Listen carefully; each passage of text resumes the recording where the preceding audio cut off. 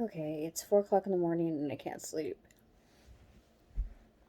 Oh my gosh. I wanted to talk about the book. And it's actually a blog that I had written. And it was years ago. It was 2013.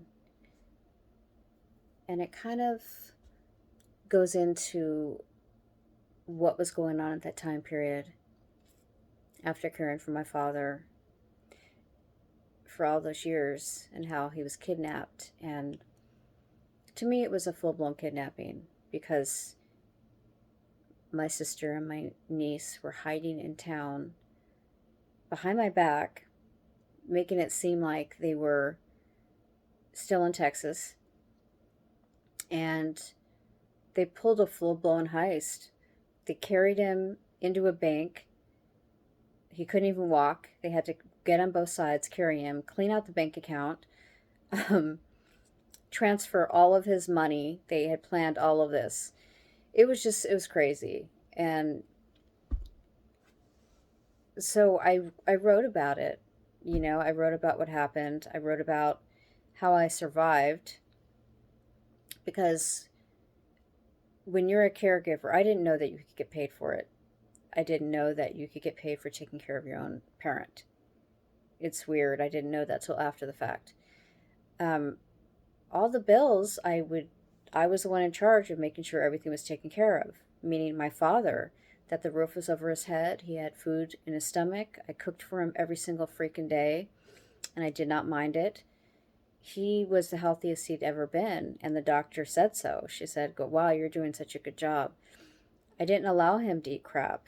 And before that, my sister's kid, son, that she abandoned, the one that kidnapped my dad and then faked her own death, and then this the funny part is that all of that's not even in the blog.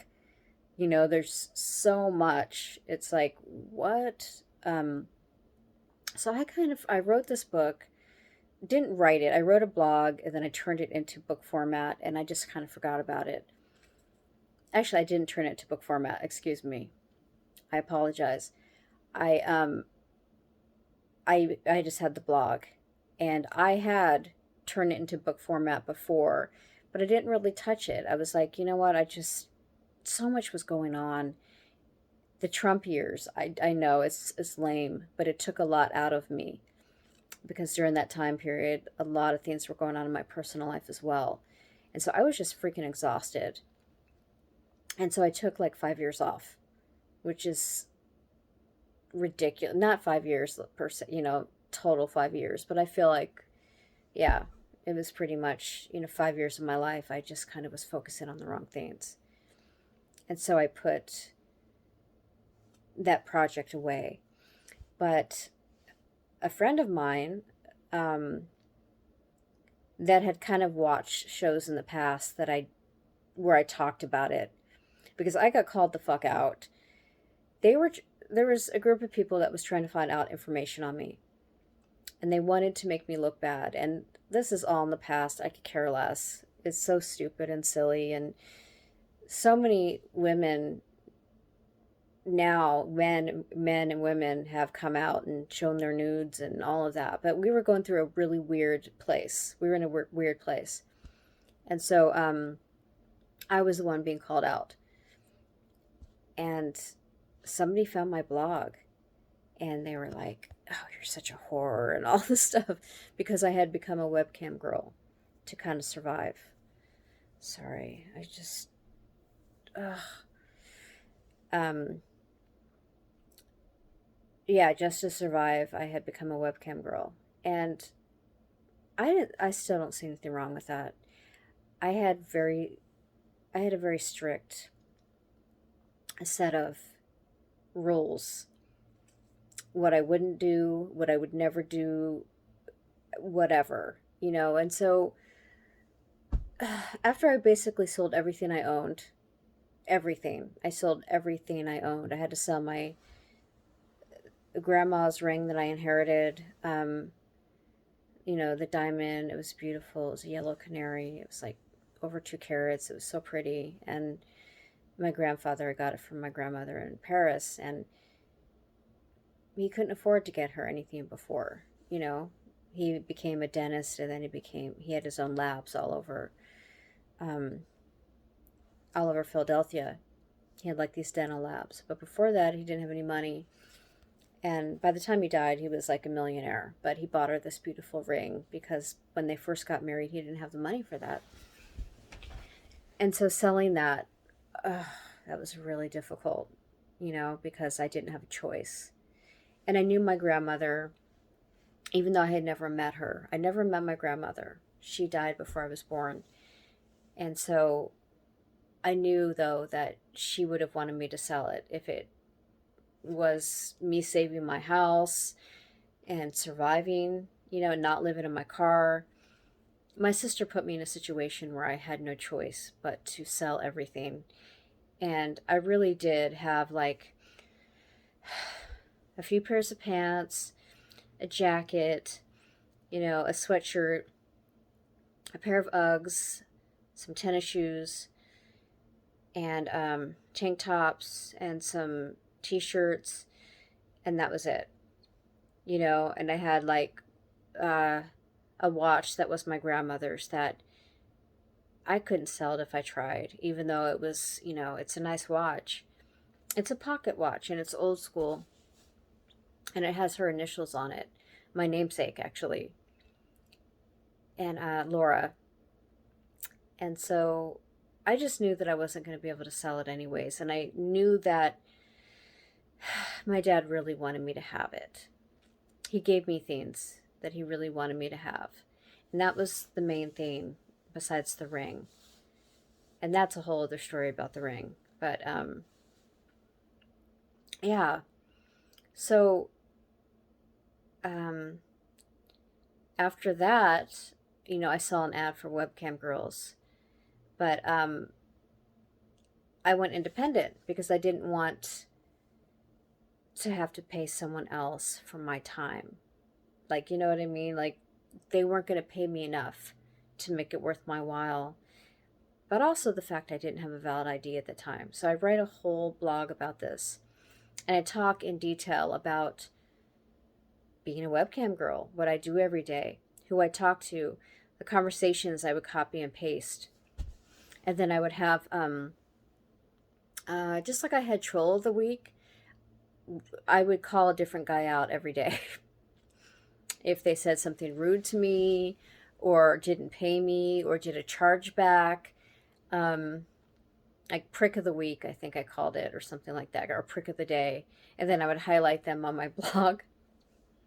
And I talked about my UK crush, you know, this one guy from the UK that I just was obsessed with this accent.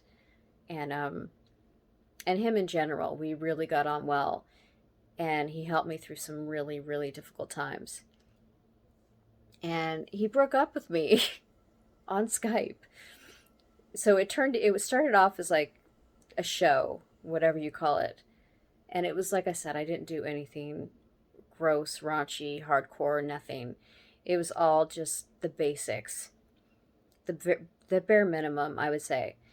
So I don't know, I just met him, and I kind of like, we got along so well, and he was so sweet and funny and charming, and you know, he had the accent. And I just kind of fell for him, you know, because he came at the right time when I needed someone. But obviously it wasn't a person. He was overseas, across the sea. And so we just bonded on Skype. I never thought that you could fall for somebody like that. I always was like, those long distance relationships where you've never met the person, I was always like, that's bullshit. Yeah, it's not even real. But no, it is. It's totally freaking real. Okay, so I talk about that. Um, Everything. I talk about everything that went on during that time period. So this friend of mine that, you know, early on he's a guy, Zach. Hi, Zach, if you watch this. he came out of nowhere and he's like, I'm going to edit it and get this thing published. I was like, okay. Like, because I had talked about it for so long. I kept thinking, I'm going to do this. I'm going to do this. But like I said, I got so deterred, and it was just so much going on. It's like I'm finally back to where I belong, but it wouldn't have happened without him. And so I'm really thankful for that, because now that he's got me started, this is going to be published. I'm going to get my others published, my other books published, and finish writing the screenplay with my partner. I have this writing partner that's amazing, and he works with Netflix, and so I really believe this is going to be a great movie. And yeah, there's so many things I'm doing. So I feel like this is just the beginning. You know, sometimes it takes someone like Zach to come along and go, you know what, let's just get her done. So he edited it. He did a really good job. And yes, there's some things in it that I'm going to take out. I had a rival at one point because I was an independent webcam girl. And this is back in the day when we had Backpage. And thankfully we don't, because of what happened. I mean, the human trafficking through Backpage. I mean, it's... But that at that time, that's a whole other story that I'm going to talk about. But at that time, it was like Backpage saved my life, while at the same time it was destroying somebody else's life. I don't know how I would have survived without it. I had to make mortgage payments on my dad's loan, and so I had to come up with the money. And minimum wage, even above minimum wage, let's say I was making $12 an hour, it wasn't going to cut it. And I couldn't go back to school at the same time. I had to do something where I could go back to school, which I did, and I worked full time and went to school full time. So I would have like 4 classes, which is full time, and then I'd work all day and then take breaks and work on schoolwork and go back and forth, back and forth. And so that's all I did. It was my whole life. And it was some of the best times of my life, surprisingly, because it really kind of put me in a position where it was like fight or flight. Either I was going to just give up and go live in my car, which wouldn't have happened. I mean, obviously I would have, I think my ex, fiance or boyfriend, whatever, I was with him for like 11 years. I think he would have helped me out or what have you, but I didn't want to have to ask him. And it showed me who I was and what a survivor that I was, regardless of what I had to do to get there. And I think all of us have that in us, where I fought. I was like, oh, fuck this. I was in such a bad state when it happened too, because I didn't know I had thyroid disease yet. I had no freaking clue it was the thyroid. And so here I was in the blog talking about it, going, God, I was like the Walking Dead. And just walking across the house, my heart would beat so fast. And it was like, what it is your thyroid cannot keep up with you, and so it works overtime. And everything that I was talking about, I didn't know was thyroid when I talked about it. And so in the book, it kind of gets into that, but it doesn't talk about what the fuck it was. So you're just going to have to read the book, which is a blog, based on a blog. But I had a rival. I had this girl who was also an independent webcam girl who, surprisingly, I got started. She was a friend I went to high school with, and she was going through some hard times, and she was very competitive. Not now, we're really good friends now, and I talk to her all the time. And she has kind of let go of everything that she was before. She's changed a lot. And I think because of her hard times, because of what she's been through. But at that time, when I got her started, all she wanted to do was take me down because she wanted my clientele. And so she would shut down my my Skype. She would contact them and report spam or something like that, or solicitation. I don't know what she was doing. I don't know how she was getting me shut down, but I was getting shut down every few days. And I'd have to create new ones, new Skype accounts, and then I would talk about it in the blog. And then I would list my new name. I say, okay, my new Skype name is this. And then I would go, wait a minute, whoever is trying to shut me down knows about my blog. And so obviously, I'm going to have you contact me privately. And then I was like, well, how am I going to do that? Because she could very easily contact me under a troll account. It was a really fucked up time because I was right in the middle of school. And so, and I had bills to pay. So thankfully, the clientele that I had, I started doing different. I started doing more fetish shows because not only were they fun, uh, interesting, everything was super weird and new to me, but it was. I knew I'd want to write a book about it. And so that's what I did. I started just writing the blog. And I have no regrets about that time period. I didn't know that I was that strong, and I didn't know that I could survive it. And neither did my sister. What she was supposed to do was take care of my dad and all of his bills. She was the one that was supposed to pay the mortgage because that's her role as the power of attorney over him, that which I feel like it was fake until she kidnapped him. So because she didn't, she had no rights to this house. Not that she did before, because my name was on the title. You know, my dad put my name on the title because he knew what was going to happen. He knew that my sister would try to get the house. I remember him telling me that, and I remember going, are you sure about this? You know, I don't want to, like, I don't know. But I remember that conversation being kind of like, I didn't think she was capable of it. I didn't think she was capable of kidnapping. I didn't think she was capable of basically causing my mom to have a heart attack and die a month after she came to town. I didn't think she was capable of faking her own death, which I don't think she did very well. So in the book, I kind of talk about what my sister did, and in the moment, it's all very like in that moment, the way I was feeling, what I was going through, who I was talking to, what kind of shows I was doing. It's great. It's kind of a diary. It's like a diary. That's all it is. But it's good, and I'm really proud of it. And we're trying to come up with a book cover, and it came up with this idea, and then now I'm like, I'm going to have to rework this a lot. Because somebody said, oh, it doesn't look very professional. And I said, yeah, that's true. How do you come up with a good book cover? I would have to hire somebody, and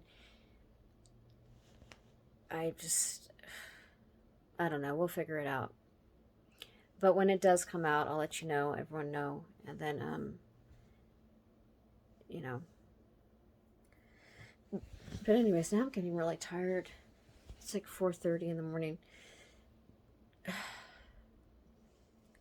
Yeah, it's weird. Reading it was weird because I forgot so much of it. I'm so far removed from that time period in my life. And yeah, life's weird. I'm so sad about what's going on with the Ukraine invasion. I'm so sad for all of those people that are suffering right now because of some narcissistic, evil dictator piece of shit. And I know what dealing with someone like that's like, but not on that level, obviously. My sister was like that. She ruled that freaking house. I mean, growing up, it was all about her. And the stunts that she's pulled are very narcissistic. And if she had access to a country that she could control, she probably would. Instead, she controls her kids and the people around her, I'm sure. But, yeah. But I did want to just discuss my book because I've brought it up a few times, and without Zach, I definitely wouldn't have gotten to it for quite a while. I probably would have been in my 70s and just, oh, this blog that I have, I'm going to put this out now, and, it's good. It's good. I'm really, really happy about it. It's just, you have to go on with life, and I feel like I've taken enough time off, to, I don't know. The messages keep coming up. Who the fuck is contacting me this time of night? I don't know. All right, so let's all pray for the Ukraine and oh God, I'm just so sad thinking about it. But yeah, I just want to talk about my book, about what inspired it, what it's about, and probably within the next month or two it's going to come out, and I'll let you know, and you can check it out. But I am very excited about it, of course. Why wouldn't I be? All right, everyone, peace out.